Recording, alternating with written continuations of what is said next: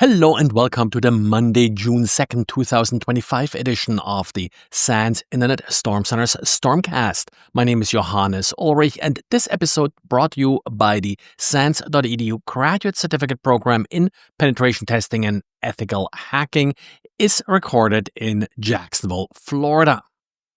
Well, and in diaries, we do have yet more fun with images from Xavier. Xavier came across a PNG image that included malware. Now, this one didn't use sort of the steganography we have talked about a lot in the last couple of weeks. Instead, it used sort of a simpler form where the malicious code is just being appended to the image. With PNG images, there is an end marker. Any data after the end marker is ignored, meaning that if you display the image in a normal image viewer, well, all will look fine because the script in the end is just ignored. But as Xavier points out, the script or that data in the end is really just a little zip archive that then unpacks into a Python script.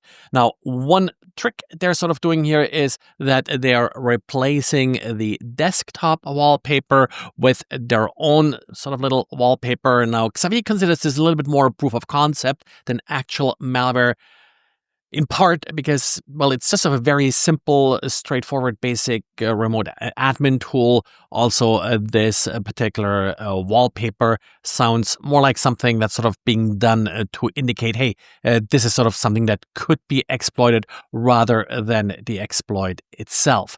Regardless, virus total detection for this image is very low, indicating that, well, there aren't really a lot of antivirus products that are, for example, looking for code being appended to an image like this, which should really always be considered malicious.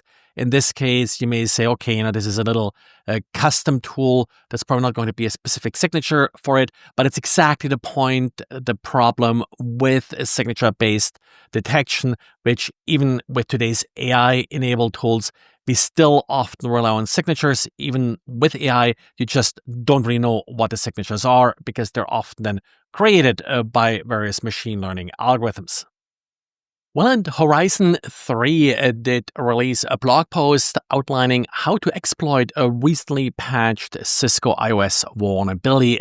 This particular vulnerability did affect Cisco's wireless controller software, and it was related to a hard-coded JSON web token that then was able to upload arbitrary files. That's exactly what Siad Badawi here from Horizon 3 is walking us through. First of all, that particular hard-coded JWT that then allows the file upload, but not only the simple file upload, but also how to do the directory traversal to then upload arbitrary files in arbitrary locations, which then leads to a remote code execution.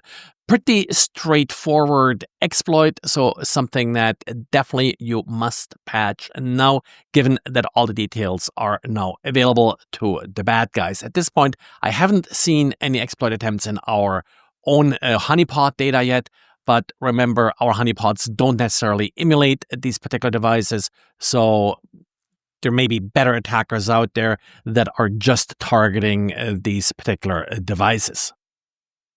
And bulletin boards are certainly no longer quite as popular as they used to be in the old days. Well, a little bit replaced by social media and Discord and channels like that. But, well, they're still out there. And one of the popular bulletin boards still remains vBulletin.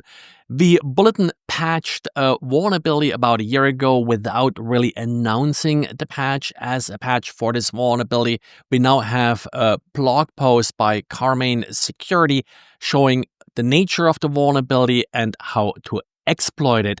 This particular blog post was released May 23rd. The reason I bring this up now is, well, we are actually seeing exploitation of this particular vulnerability starting about May 25th. So there's certainly some internet-wide scans going for it. The vulnerability is not that terribly difficult to exploit, and the blog post does include a little sample as to how to exploit particular vulnerability. Essentially, you're replacing this add template with PHP code that is then being executed. Relatively straightforward again, and that's why we are seeing these internet-wide scans for exploitation of this particular vulnerability. Well, and this is it for today. So thanks for listening. Remember, SANS Fire coming up. So if you're interested, please sign up in DC in July. We'll have a bunch of extra content going on for Internet Storm Center, in particular our honeypot workshop, where we will also give away a limited number of our honeypots. So hope to see some of you there. Thanks for listening and talk to you again tomorrow. Bye.